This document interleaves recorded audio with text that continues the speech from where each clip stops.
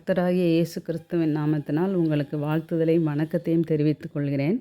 இன்றைக்கி ஆதியாகமம் 3ஆம் அதிகாரம் 14 முதல் 18 வசனங்களை நம்ம பார்க்கலாம். 14வது வசனம், அப்பொழுது தேவனாகிய கர்த்தர் சர்ப்பத்தை பார்த்து, நீ இதை செய்தபடியால் சகல நாட்டு மிருகங்களிலும் சகல காட்டு மிருகங்களிலும் சபிக்கப்பட்டிருப்பாய். நீ உன் வயிற்றினால் நகர்ந்து உயிரோடு இருக்கும் நாளெல்லாம் மண்ணை தின்பாய் அப்படின்னு சொல்கிறாரு. எல்லா மிருகங்கள்லையும் சபிக்கப்பட்டிருப்பேன்னு சொல்கிறாரு. காட்டு மிருகம், நாட்டு மிருகம் எல்லாத்துலேயும் சபிக்கப்பட்டிருப்பேன் அப்படின்னு சொல்கிறாரு. ஏவாளிடம் தேவனாகிய கர்த்தர் விலக்கிய விருட்சத்தின் கனியை ஏன் புசித்தீர்கள்னு விசாரிக்கிறாரு.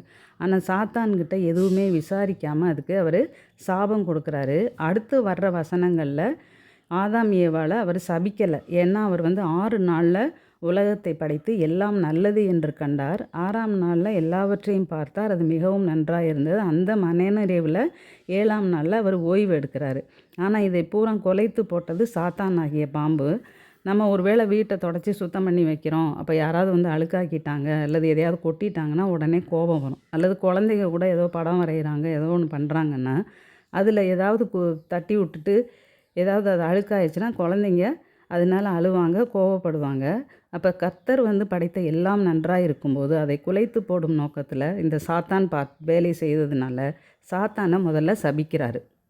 தண்டனை கொடுக்கும்போது கூட வருஷப்படி அவர் வர்றாரு. முதல்ல சாத்தானுக்கு கொடுக்குறாரு, அடுத்து ஏவாள், அதுக்கப்புறம் ஆதாமுக்கு அவர் தண்டனை கொடுக்குறாரு. நம்ம தண்டனை சட்டத்தில் கூட பார்த்திங்கன்னாக்கா குற்றம் செய்தவர்களை விட குற்றத்துக்கு தூண்டினவர்களுக்கு அதிக தண்டனை அல்லது செய்தவர்களுக்கு இணையான தண்டனை கொடுக்கப்படும் அப்படிங்கிறத நம்ம பார்க்குறோம். அதே போல் தான் தேவனும் ஒரு நியாயாதிபதியாக இந்த இடத்துல சரியாக நடந்துக்கிறாரு. அதுக்கப்புறம் நீ உன் வயிற்றினால் நகர்ந்து உன் உயிரோடு இருக்கும் நாளெல்லாம் மண்ணை தின்பாய் அப்படின்னு சொல்கிறாரு. ஒருவேளை பாம்புக்கு ஒரு 1000 கால் பூச்சிக்கு கால் இருந்த மாதிரி, அதில் பல்லிக்கு கால் இருந்த மாதிரி கூட இருந்திருக்கலாம். ஏன்னா இந்த காலத்தில் கிளாஸ் லிசார்டு அல்லது சில பல்லி இனங்களுக்கு பாம்பை போல் நகரக்கூடிய தன்மை இருக்குது, அதுகளுக்கும் கால் இல்லைன்னு சொல்கிறாங்க. அதை பற்றி தான் இன்டர்நெட்டில் நீங்கள் பார்த்து கூட தெரிஞ்சுக்கலாம். இப்போ பாம்போட நாக்கை பற்றி பார்த்தோம்னாக்கா அது நீளமாக இருக்கும், மெல்லிசாக இருக்கும். அதாவது ஏன் மண்ணை தின்பாய் அப்படின்னு சொல்லியிருக்கிறாரு, அது பாம்புக்கு எப்படி நடக்குதுங்கிறத நம்ம பார்க்கலாம்.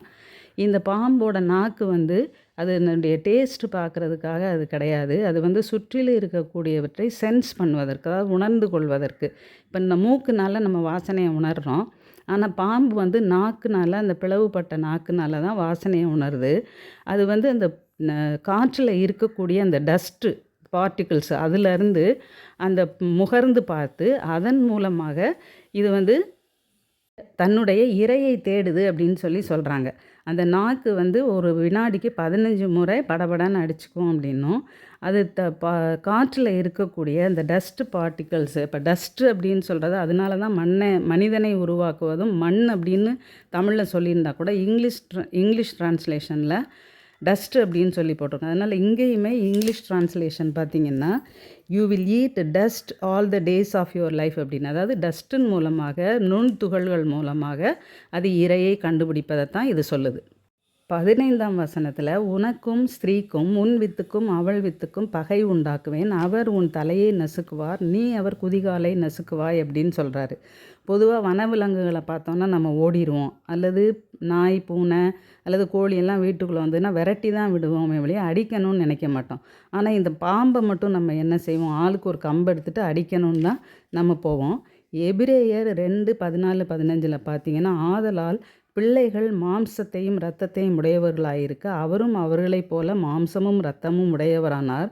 மரணத்துக்கு அதிகாரியாகிய பிசாசானவனை தமது மரணத்தினாலே அழிக்கும்படிக்கு ஜீவ காலமெல்லாம் மரண பயத்தினாலே அடிமைத்தனத்திற்குள்ளானவர்கள் யாவரையும் விடுதலை பண்ணும்படிக்கும் அப்படியானார். அப்போ இந்த ஆதியாகமம் 3ஆம் அதிகாரம் 15ஆம் வசனத்தில் சொல்லப்பட்டது இங்கே தேவன் கொடுத்த சாபம் எபிரேயர் 2:14-15 நிறைவேறினதை உறுதிப்படுத்தக்கூடியதாக இருக்குது. இப்போ இவர் மாம்சமாகி அதே மனுஷகுமாரனாகி உன்னுடைய வித்துக்கும் அவர் வித்துக்கும் பகையை உண்டாக்குவேன்னு சொன்ன அந்த வசனம் இங்கே உண்மையாகிறத நம்ம பார்க்க முடியும்.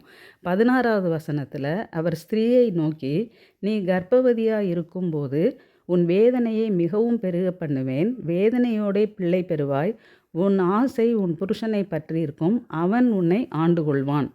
மனுஷன்லேருந்து உருவாக்கப்பட்டதுனால அவளை மனுஷின்னும், இருவரும் ஒரே மாம்சமாக இருப்பார்கள் என்றும் சமநிலை ஈக்குவாலிட்டியை அவர் கொடுத்துருக்கும்போது இவங்க 2 பேரும் சாத்தான் சொல்லுக்கு கீழ்ப்படிஞ்சதுனால அந்த ஈக்குவாலிட்டி இல்லைங்கிற மாதிரியான ஒரு நிலை வருது.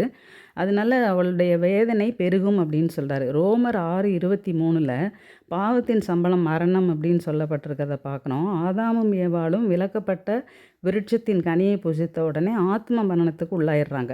இப்போ சரீர பிரகாரமாக அவர்கள் அனுபவிக்க வேண்டிய கஷ்டத்தையும் தேவன் கொடுக்குறாரு. பாம்பை சபித்தது போல் மனுஷர்களை சபிக்கலை. எரேமியா 30:11 உன்னையோ நான் நிர்மூலமாக்காமலும் முற்றிலும் தண்டியாமலும் விடாமலும் மட்டாய் தண்டிப்பேன் அப்படிங்கிறாரு. இதே கருத்தை எரேமியா 46:28 நம்ம பார்க்கலாம். அதனால மனிதர்களுக்கு குறைவான தண்டனையை கொடுக்குறாரு. உன் ஆசை உன் புருஷனை பற்றி இருக்கும், அவன் உன்னை ஆண்டு கொள்வான் அப்படிங்கும்போது இவ கொடுத்த கனியை ஏவாள் கொடுத்த கனியை ஆதாம் எந்த கேள்வியும் கேட்காம அவன் புசிக்கிறான். கர்த்தர் இப்படி நமக்கு கட்டளையிட்டிருக்கிறாரே அப்படின்லாம் சொல்லி அவளுக்கு எடுத்தும் சொல்லலை. அவன் புசிக்கிறான். அப்போ அவன் சொன்னதை இவன் எப்பையும் கேட்பான் அப்படிங்கிற ஒரு மனநிலை பெண்ணுக்கு இருக்குது. அதை விட ஆண்களை கண்ட்ரோல் பண்ணணும்னு நினைக்கிறாங்க. அதே போல் ஆண்கள் பெண்களை டாமினேட் பண்ணுறவங்களாக இருக்கிறாங்கங்கிறதையும் பார்க்கலாம். அதாவது உன்னை ஆண்டு கொள்வான் அப்படின்னு சொல்கிறாரு. நம்ம நிறைய நேரங்களில் மேல் டாமினேட்டட் சொசைட்டி அப்படின்னு சொல்கிறோம். பெண் ஈக்குவாலிட்டி ஆஃப் ரைட்ஸுக்காக போராடுறத நம்ம பார்க்குறோம். பெண்கள் ஓட்டிங் ரைட்டுக்காக எவ்வளவு போராடினாங்கங்கிறதும் சமமான கூலி வேலைக்கான கூலி கொடுக்கப்படலைங்கிறதுக்காக இன்னும் பல இடங்களில் போராடிக்கிட்டு இருக்கிறாங்க அப்படிங்கிறதும் எல்லாருக்குமே தெரிஞ்ச ஒன்று தான். அதனால இந்த வசனத்தினுடைய பொருள் என்னென்னா, ஆண்கள் பெண்களை டாமினேட் பண்ணுறவர்களாகவும் பெண்கள் நான் ஈக்குவாலிட்டி அல்லது நான் உனக்கு இணையானவள் அப்படிங்கிற போராட்டத்தை போராடி கொண்டே இருக்கிற மாதிரியான ஒரு காலகட்டத்தில் நம்ம இருக்கிறோம். இது இந்த சாபத்தின் விளைவாக நம்ம எடுத்துக்கொள்ளலாம். 17வது வசனத்தில் பின்பு அவர் ஆதாமை நோக்கி, நீ உன் மனைவியின் வார்த்தைக்கு செவி கொடுத்து புசிக்க வேண்டாம் என்று நான் விலக்கின விருட்சத்தின் கனியை புசித்தபடியினாலே பூமி உன் நிமித்தம் சபிக்கப்பட்டிருக்கும் சொல்கிறாரு. அவளை நான் சொன்னதை நீ கேட்கல, ஸ்திரீயின் வார்த்தைக்கு நீ செவி கொடுத்துட்ட, புசிக்க வேண்டாம்னு சொன்னதை நீ புசிச்சிட்ட, நீ பூமியிலேருந்து மண்ணிலேருந்து வந்தங்கிறத நீ மறந்துட்ட. அதனால் பூமியிலேருந்து வந்த நீ அந்த பூமியின் தூளிலிருந்து வந்ததுனால உன் நிமித்தம் அந்த பூமியையும் நான் சபிக்கிறேன் அப்படின்னு சொல்லி சபிக்கிறாரு. அழகாக ஏதேன் தோட்டத்தை உண்டாக்கி அதில் தண்ணீர் பாய்ச்சும்படி 4 ஆறுகளையும் உருவாக்கி எல்லா பழங்களையும் கனிகளையும் கொடுத்து நீங்கள் இதை சாப்பிட்டு சந்தோஷமாக இருங்க அப்படின்னு சொன்னால் நாங்கள் அதை கேட்க மாட்டோம்னு சொல்லி இவங்க சாத்தானுடைய சொல்லுக்கு கீழ்ப்படிச்சிடுறாங்க. சர்ப்பம் வந்தித்ததுன்னு சொல்லி ஏவாள் சொல்கிறா, ஏவாள் கனியை கொடுத்தான்னு சொல்லி ஆதாம் சொல்கிறான். அதனால அவங்கள 2 பேருக்கும் தண்டனை கொடுக்குறாரு.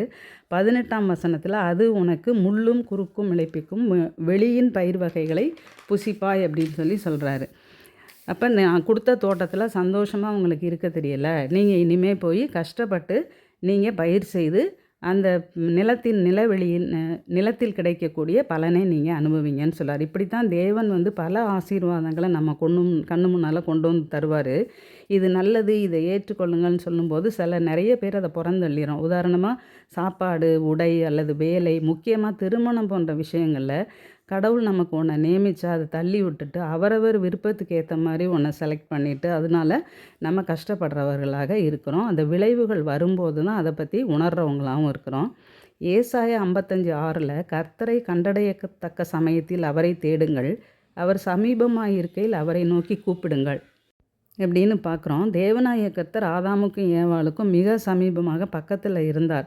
அந்த தோட்டத்தில் பகலின் குளிர்ச்சியான வேளையில் உலாவுகிறவராக அவர்களுடன் உறவாடுகிறவராக இருந்தார்.